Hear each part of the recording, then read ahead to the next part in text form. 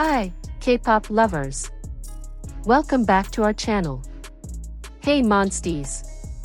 Before we dive into this amazing story, don't forget to smash that like button, drop a comment below telling me which member impressed you the most, subscribe to this channel for more BABYMONSTER content, and hit that notification bell so you never miss any updates. Trust me, you're going to want to stick around until the very end of this video because I'm going to reveal something absolutely mind-blowing about why these three members were chosen. Now let's get into it.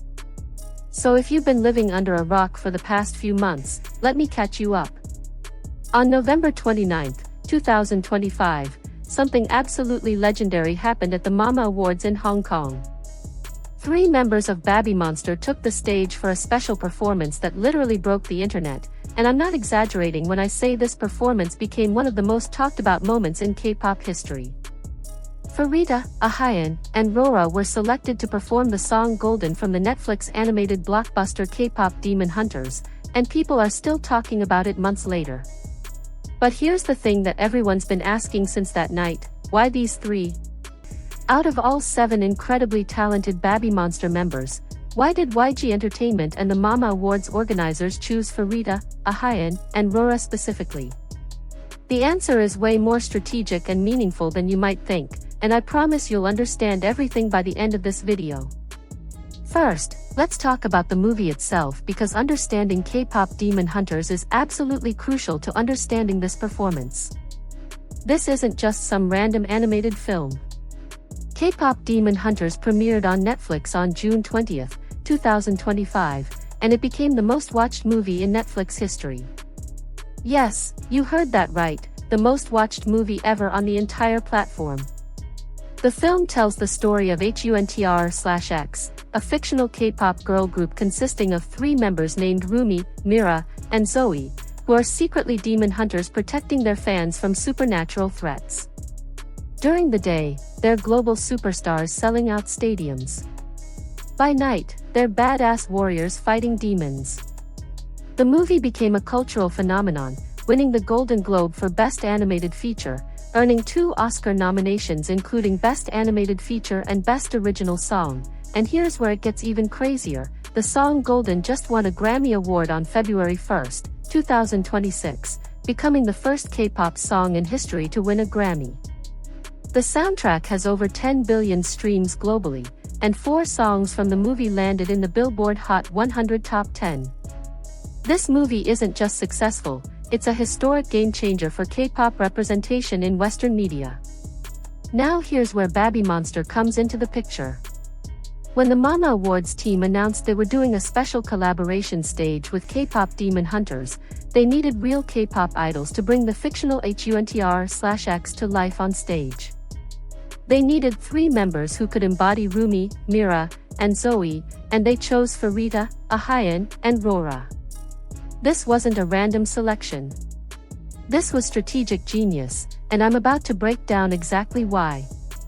Let me tell you about the character assignments first because this is where things get really interesting. Ahayan was chosen to portray Rumi, the leader of HUNTR/X and the main vocalist. Rumi is described as confident, ambitious, hardworking, and she carries the weight of being half demon, which she keeps secret from her bandmates. Farita was selected to embody Mira, who is rebellious, spirited, unafraid to push boundaries, and fiercely loyal once she trusts someone. And Rora took on the role of Zoe, the youngest member of HUNTR/X, the rapper, who is eager to please and fiercely protective of her friends while struggling with identity as a Korean American trying to figure out where she belongs. The vocal assignments are absolutely fascinating. Ahayan handled all the insanely high notes in Golden, and when I say insane, I mean notes that made even professional vocal coaches pause and say wow. The song Golden was already written in an extremely high key, but BABYMONSTER performed it in the original key without any adjustments. Do you know how rare that is? Most idol groups would lower the key for live performances, but these 3 went full power, completely live, in front of 50,000 people at the Hong Kong Kai Tak Stadium. Ahayan's voice rang out across that massive venue, hitting those stratospheric notes that the character Rumi hits in the movie, and people lost their minds. Some viewers praised her incredible vocal power and control. Others debated her technique because the notes were so high they sounded almost impossible.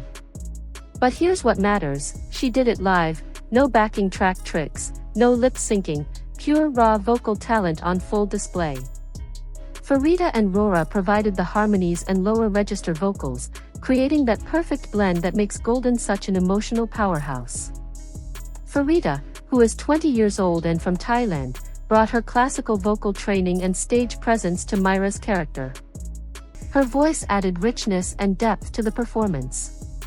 Rora, who is 17 years old and the second youngest BABYMONSTER member, channeled Zoe's youthful energy and rapped sections with incredible precision. The three of them together created vocal chemistry that honestly gave me chills watching it live. But let's get to the real question everyone wants answered. Why specifically these three members? I'm going to give you 5 concrete reasons, and the last one is going to blow your mind. Reason number 1 is age and maturity dynamics. In the movie K-pop Demon Hunters, the director Maggie Kong revealed that Rumi is the oldest member of HUNTR/X at around 23 to 24 years old, Mira is essentially the same age, only 6 months younger, and Zoe is about a year younger at 22 to 23. Now look at BABYMONSTER's actual ages. Farida is 20 years old, Ahayan is 18 years old, and Rora is 17 years old. They're not exact matches to the movie characters, but they represent that same dynamic of having a slightly older member, a middle member, and a younger member who all work together as equals.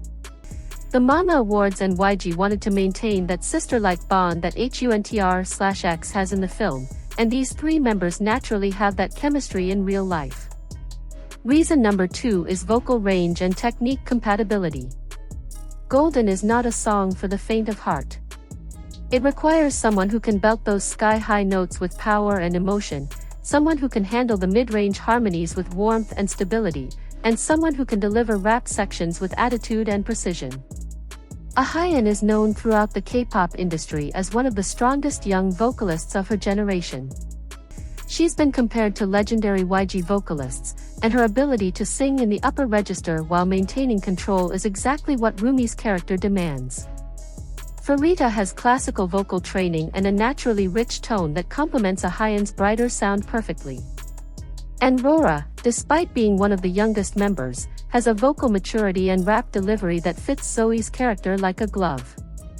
These three together create a vocal color palette that matches HUNTR/X's sound in the movie almost eerily well. Reason number 3, and this is super important, is the international representation factor. K-pop Demon Hunters is a movie about global K-pop, and HUNTR/X in the film includes diverse backgrounds. Zoe is Korean American struggling with her identity between two cultures. The movie explicitly addresses themes of belonging, cultural identity, and finding your place in the world. BABYMONSTER as a group is incredibly diverse. They have members from South Korea, Japan, and Thailand. By selecting Farida, who is Thai, Ahayan, who is Korean, and Rora, who is Korean, the performance showcased YG Entertainment's commitment to global representation while still maintaining strong Korean roots. This wasn't just about vocals, it was about sending a message that K-pop is truly global now. Reason number 4 is performance stamina and stage presence. Here's something most people don't realize. The Mama Awards performance wasn't just golden. The trio also performed another song from the movie called What It Sounds Like as part of a medley. That means they were on stage for an extended period, singing multiple high-difficulty songs, all completely live, with no breaks. Farida, Ahayan, and Rora have all proven themselves as performers who can handle marathon-level performances. Ahayan in particular returned to BABYMONSTER in April 2024 after a health hiatus, and since then she's been performing at 150% every single time. Her stamina and dedication are unmatched. Farida has 4 years of training under YG and has performed in arenas since BABYMONSTER's debut. Rora has 6 years of training and has developed incredible stage presence despite being so young. These three can handle the pressure of a massive awards show performance in front of a global audience, and they proved it. And now, reason number 5, the one that's going to make everything click. The tragic context of the Mama Awards 2025 and the emotional weight these three could carry. On November 26, just 3 days before the second night of Mama where this performance happened, Hong Kong experienced a devastating fire in the Tai Po neighborhood that claimed 146 lives as of the final count. It was the deadliest fire in Hong Kong in decades. The Mama Awards continued as scheduled but cancelled the red carpet events and asked artists to help bring comfort and courage through their music. The atmosphere at Mama 2025 was heavy with grief and mourning. Artists were offering condolences and dedicating performances to the victims and their families. In this context, Golden became more than just a fun pop song from a movie. The lyrics of Golden talk about overcoming darkness, finding strength in unity, and creating light even in the darkest moments. The movie's entire message is about protecting people you love from threats and finding the courage to face your fears. YG Entertainment and the Mama organizers needed performers who could deliver this song with genuine emotional depth, who could honor the gravity of the moment while still giving hope to the audience. Farida, Ahayan, and Rora brought exactly that. You could see it in their faces during the performance. They weren't just singing a song, they were delivering a message of resilience and hope to 50,000 people who needed it.